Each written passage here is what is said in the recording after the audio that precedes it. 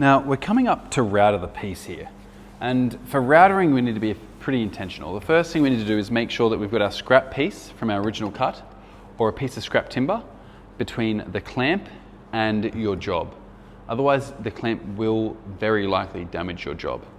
The next thing is you need to make sure that clamp's fairly firm so that this isn't going to shift on you. Because if this shifts, it could cause issues and definitely can be dangerous. Then we're up to using the router. Now the router is a fantastic tool. It has a very sharp bit in here that spins very quickly.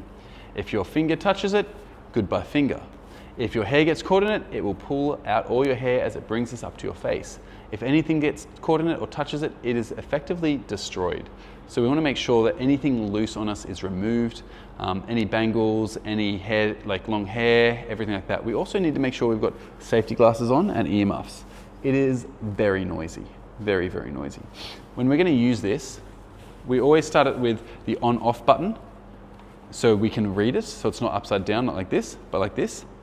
We bring it off the piece so that the router bit is not touching the piece, and then you can turn the router on.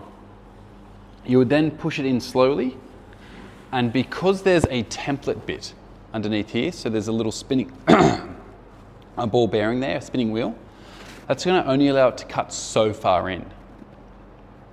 Now routers can take different bits. This is a specific bit for this job. At that point, you're going to push all the way into the ball bearing, with this sitting flat, push all the way in, and you're going to hold the router with two hands and bring it out, across, and back as far as you can.